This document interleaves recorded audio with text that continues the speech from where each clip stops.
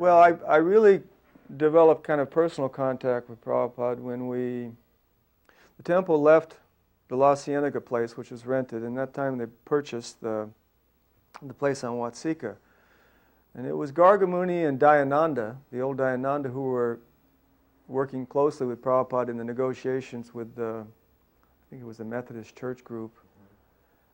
And I was just doing service, going out on Sankirtan. And then Gargamuni said, well, we need somebody to build the temple, to redecorate.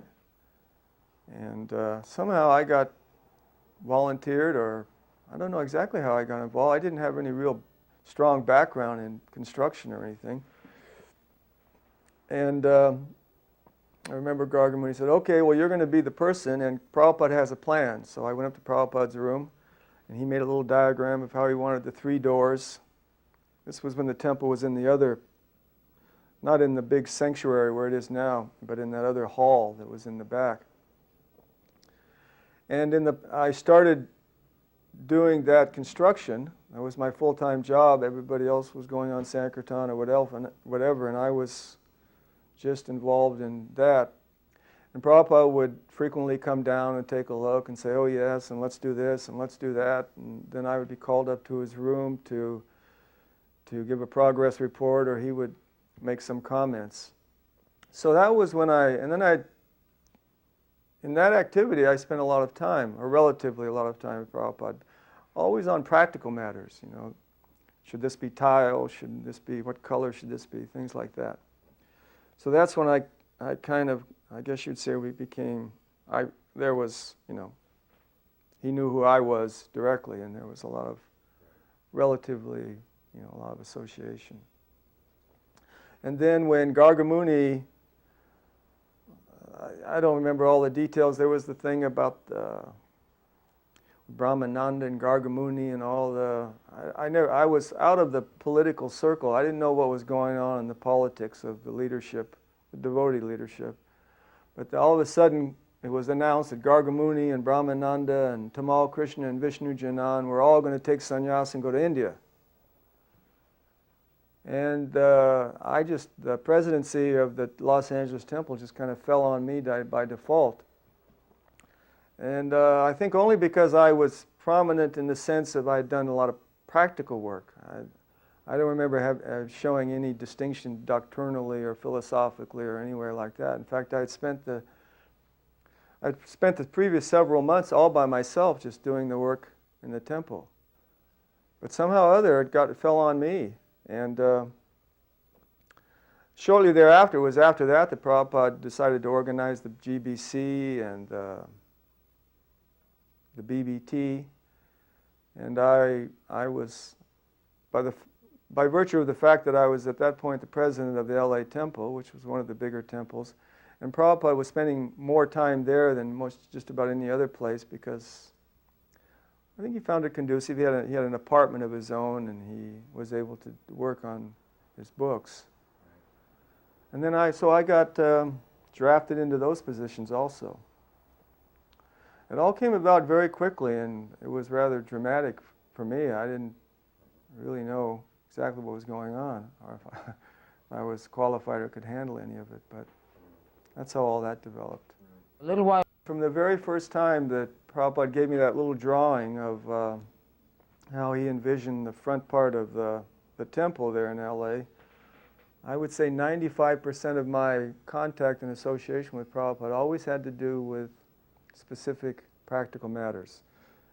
Dealing with Dynapan, the printer, managing the funds, the book trust funds, the Mayapur Vrindavan trust funds. It was all had to do with that. I mean, I would ask certain questions on behalf of, to answer greater issues, if there was a dilemma about a philosophical point sometimes, but mainly my contact had to do with practical management affairs. Yeah.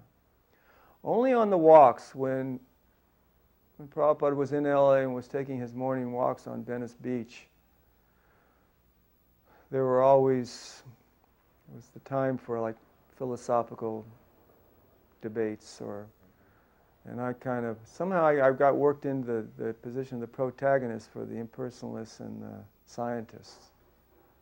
And yeah, and I have to say that I would always kind of qualify my questions or my arguments by saying this philosopher said this person said that, but I have to admit that I was expounding my own ideas and doubts. Prabhupada knew it too, I'm sure he perceived it. I wasn't just an exercise in academic objectivity.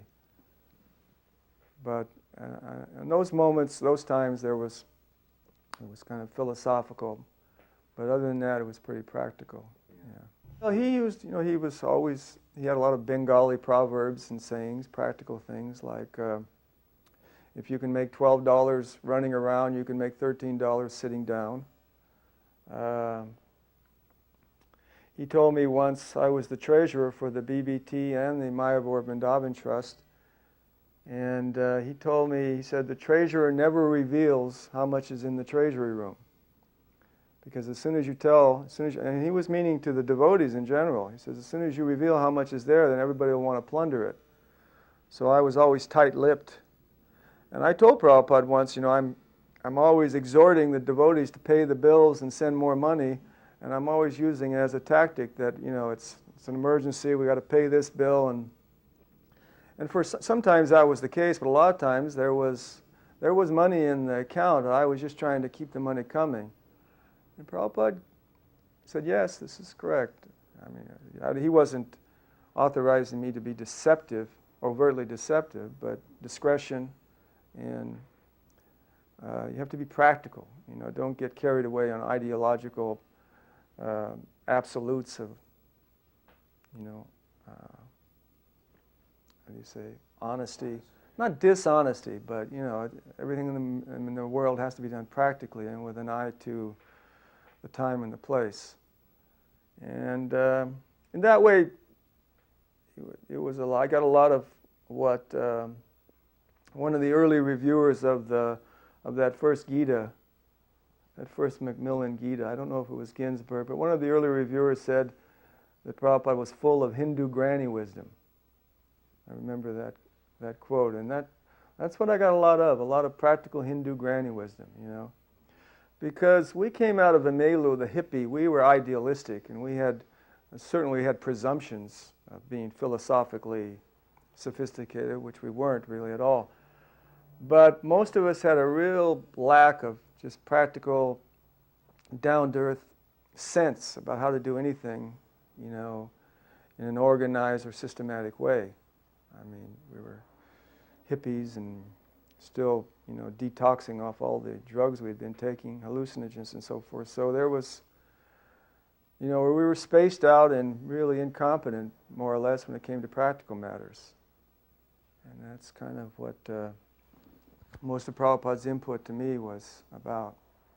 They couldn't get Nair to do the final things, to give them the title, and then so everybody there, all the devotees there had tried, and Prabhupada had called me, asked me to come and see if I could help out.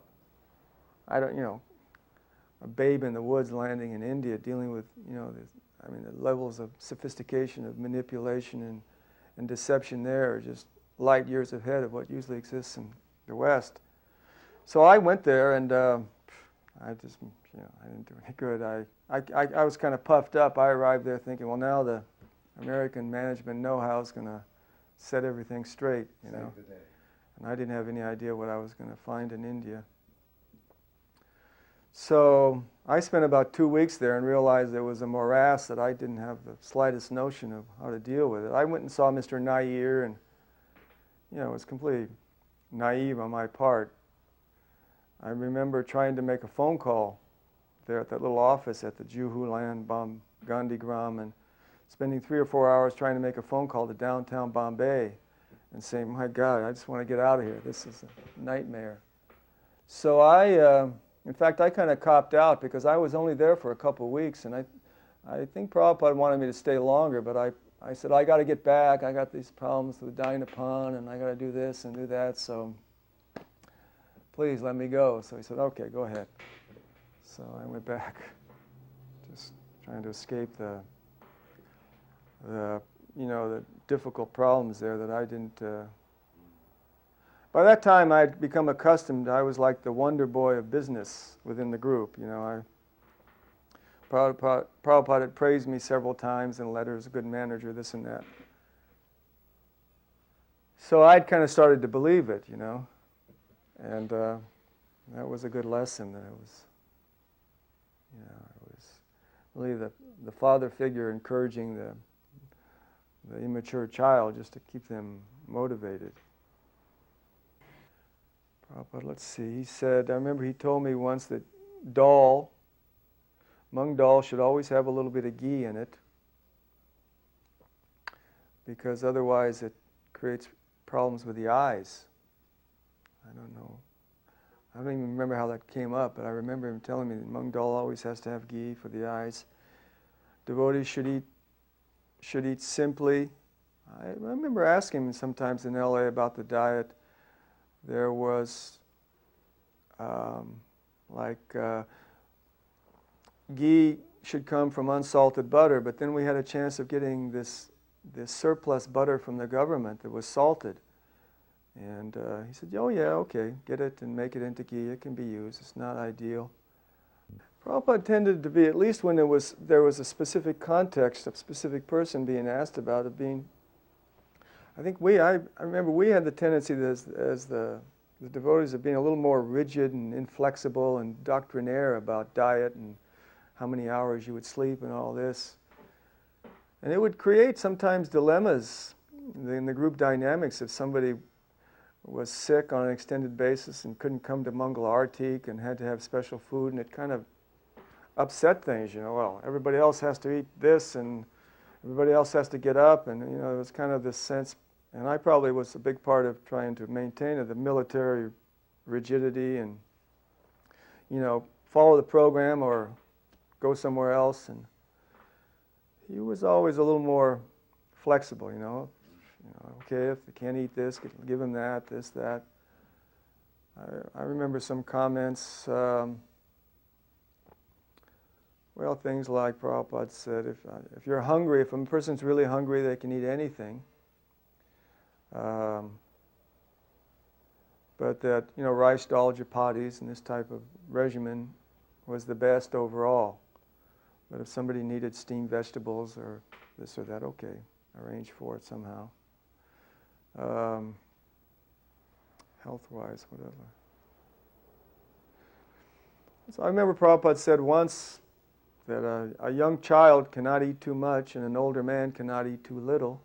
I remember that bit, a little bit of granny wisdom.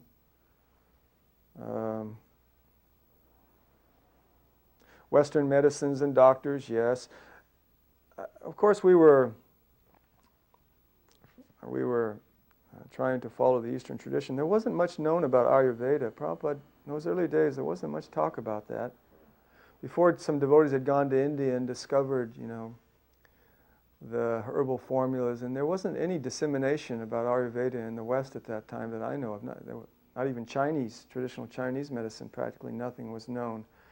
There was the old macrobiotic thing, should we eat brown rice? And Prabhupada said, no, not generally, because we should eat what Krishna wants.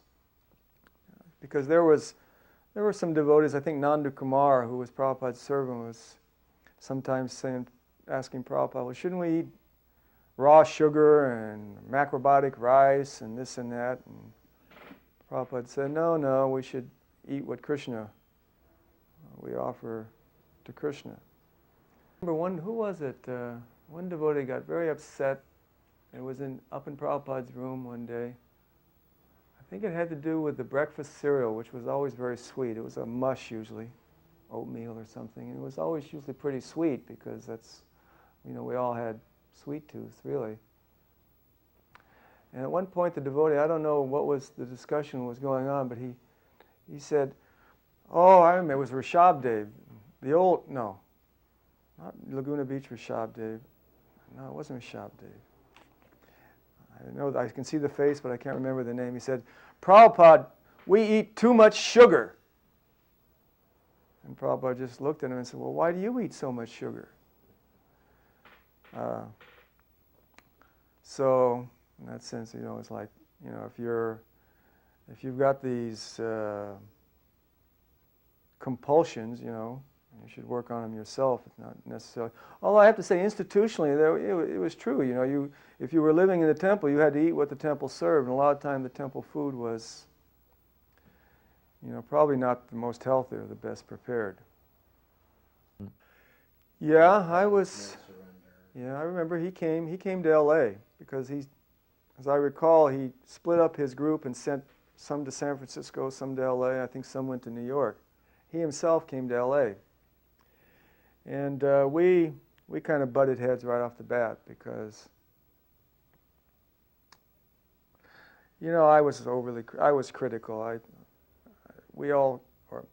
I thought, along with some others, that this was, dilettante, this whole thing with his group and his people. They were nice people. A lot of them were charming and nice, sincere, but I think I was, overly critical that this is, this is the real movement, and you guys are kind of interlopers, and now you're coming to us, and now you're going to have to kind of follow our program. And a couple of his closer associates wanted to protect him and put him in a special position, and I was against that. I said, no, you're going to have to just follow the program like everybody else. So there were a couple spats. I remember he went up to Prabhupada and complained about me, and Prabhupada called me up, and Prabhupada said, well, be a little patient and tolerant. Let's try and work this thing out. Prabhupada said, he's a sincere boy. He's come with his people, and we have to try to make them comfortable and so forth. But my ego was too big. He left. Srila left. I don't know where he went after he left, but he was only in L.A. for a short time. I think he had to go back to some place where he could kind of find his own space and be his own president GBC, which was no different than a lot of others. I was like that more than anybody else. As long as I was in L.A. in my own domain, so to speak, I was much more comfortable. As soon as I went somewhere else where I didn't have so much control over my environment and my schedule, I didn't like it. And I wanted to get back to L.A., yeah. I wasn't a special soul. I was a spoiled, self-centered kind of a immature brat, really. And I was very low self-image, very low self-esteem. And he always nurtured me in a lot of ways psychologically. So in that sense, it was a very profound and deep relationship. So for me, it did a lot to rehabilitate my damaged and kind of dysfunctional personality. But it swung to the other side, my fault. I became egotistical and puffed up, and I really began to think I knew more and I knew better. So far as Prabhupada's qualities, I would be describing qualities of like a child remembering a parent. I wouldn't try to pretend that I'm a great judge of characters or saints or anything. I really don't know who Prabhupada is or who he was. Because, no, I don't mean that. Yeah. Just in your relation, you were saying, you said he was kind, he was nurturing. He was very kind and nurturing, and I think that's what attracted me to him. And a lot of most of the devotees in those early days, the devotees that I was involved in my formative years, Tamal Krishna, Gargamuni, Shalavati, just a few of the names I remember because they were the ones I was around. Mm-hmm. But I think the relationship was the same. We were really very childish in most ways, and Prabhupada was just a patient. He gave us a kind of attention and patience that we never got, that our parents were unable to give. It just wasn't culturally there. And the time and the history and all the circumstances that contributed.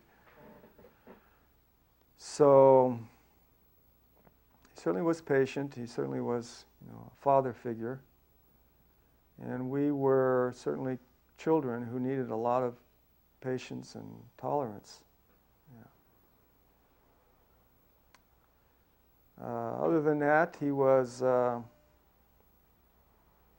practical. He was sensible. He definitely was dedicated to his mission. I always thought that Prabhupada really worked. He was really alone. We were all more trouble for him than I think we helped.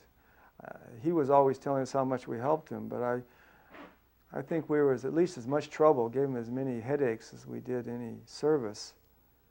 And he was really, he was centered that he carried on with his mission despite all of the hassles and the turmoils that we generally would provoke and generate. Je anilo premadana koruna prachu